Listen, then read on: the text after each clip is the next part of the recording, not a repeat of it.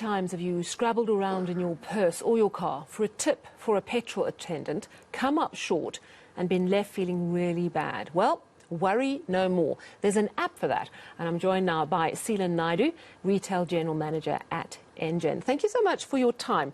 So this Tip an Attendant app, it's part of a bigger app for Engen. Just tell me how this tip part works, though. Wonderful. Thank you, Sally. So the tip part works with partners, and we have Telkom to work with us on this. Now, it started some time back. We started with the app last year sometime when we realized that we needed to have a contactless payment solution. So that's where it really started out, and we began evolving it over time. And based on customer feedback, we began shaping the app. And some of the really, recurring feedback we got was, can we please tip our attendants, please? Because of exactly what you said. People are becoming more cashless, and therefore one of the great casualties of that were people from the service industry like our attendants. So we began looking for partners around, who could find a solution that, one, gave us the security, gave us the privacy, and gave us a solution that we could scale. And we found that, our partner Telkom, together with Acacia, who actually manages the platform for them, already had this at play. And so we began working with them over the last few months, and I'm very proud today to find that, we actually have this app out there. So the way it works is that attendants would actually sign up with Telkom Pay. They will have lanyards with it with QR codes.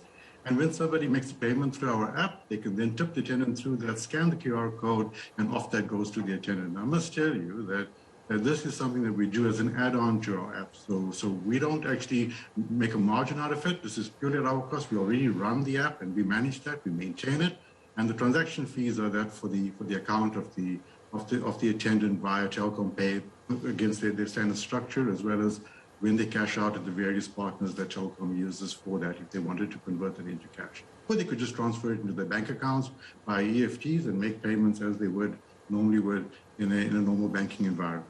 Right, so you basically scan the code when you've paid for your petrol. You scan the code on the lanyard of the petrol attendant you want to tip, and then you can choose the amount, and it goes straight to their e-wallet, essentially. That's right, exactly. That's exactly what it is. Yes. And how are customers and petrol attendants responding to this? Well, we've just launched the app. We've had some really positive feedback from our customers already on the app and via social media regarding that. And so we will, as we launch it, we will discover how it takes up. And hopefully this is something we can scale beyond the forecourt. So that's one of the reasons why we looked for a solution that wasn't attached to the dealer and the card solution, the credit card solution that we currently have via the terminal, because we wanted to be independent, so that there's that's afforded to the forecourt attendants. And at the same time, it gives us the option to take this well beyond the forecourt. Because I think this is a problem that isn't necessarily limited to us in the forecourt as a service industry. So I think true. It finds itself at malls, et cetera, et cetera. But also, if I think of it, we have got such an informal economy. Very often there's a car guard and you don't have money and you want to tip them. Could this work for car guards as well? How would you roll it out beyond the forecourt? Absolutely. So car guard could very well do this. We haven't done this yet. We're very much in the launch phase, but there is no reason why a car guard couldn't sign up with Telkom Pay. And that solution is actually very easy for them to do, because it's an online solution. It's via WhatsApp. So if someone doesn't need to have an existing bank account of any sort, somebody can sign up through WhatsApp. They will then get a lanyard of that. And from that, the payment solution works no different to that on a forecourt, And so and we don't have of that at all as Engen. So that is entirely up to the user that signs up with Telkom Pay. And finally, I have to ask you, what is the recommended tip for a petrol attendant? Is there a straight amount, or should you look at sort of 10% of your total bill? How do you think it should work? Well, we leave that up to our customers to decide, and it depends on the kind of service that a forecourt attendant does offer to a customer.